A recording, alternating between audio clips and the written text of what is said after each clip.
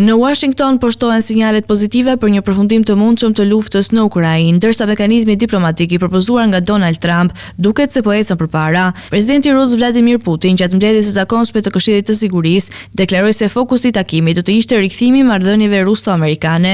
Në këtë diskutim morën pjesë ministri I jashtëm Sergej Lavrov dhe kryeu I FSB-s Sergej Naryshkin, I cili pak më herët kishte zhvilluar një telefonat me homologun e tij amerikan, drejtorin e CIA-s John Ratcliffe. Kjo sinjalizon se mes Moskës dhe Washingtonit po zhvillohet një diplomaci e fshehtë, siç vën në dukje gazeta italiane Corriere della Sera. Donald Trump, I cili vazhdon të luajë një rol të rëndësishëm në përpjekjet për paqe, kishte shkruar në platformën e tij sociale se shanset për t'i dhënë fund luftës janë shumë të mira.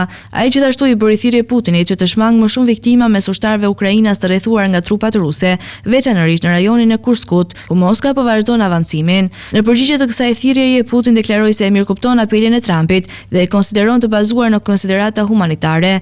Megjithatë, ai theksoi se për një armëpushtim efektiv duhet një urdhër nga udhëheqja ushtarake e Ukrainës që trupat e saj të dorëzohen. Ky kusht u prit me skepticizëm në Kiev, ku presidenti Volodymyr Zelensky interpretoi si një përpjekje të Moskës për të sabotuar negociatat, duke vendosur kushte të papranueshme. Nga ana tjetër, Gjermania ishte lëvizje te Kremlini si një strategji për të fituar kohë, ndërsa zëdhënësi I Putinit, Dmitri Peskov, konfirmoi se ende nuk është caktuar një datë për një bisedë direkte mes Trumpit dhe Putinit, por të dyja palët janë të vetëdijshme për domosdoshmërinë e një dialogu të tillë. Ndërkohë, sekretari amerikan I Shtetit Marco Rubio ka nënshkruar një deklaratë G7, ku ministrat e jashtëm dhe përfaqësuesja e lartë të Bashkimit Evropian paralajmërojnë masë të ashpra nëse Rusia nuk pranon një armëpushtim të menjëhershëm. Këto masa përfshin sanksione të reja ekonomike, kufizime të çmimeve të naftës dhe rritje të ndihmës për Ukrainën. Në këtë klim të ndërlikuar, diplomacia vazhdon të jetë në një fazë kritike, ku çdo lëvizje mund të ndikojë rrjedhën e konfliktit dhe balancat e fuqisë midis Perëndimit dhe Rusisë.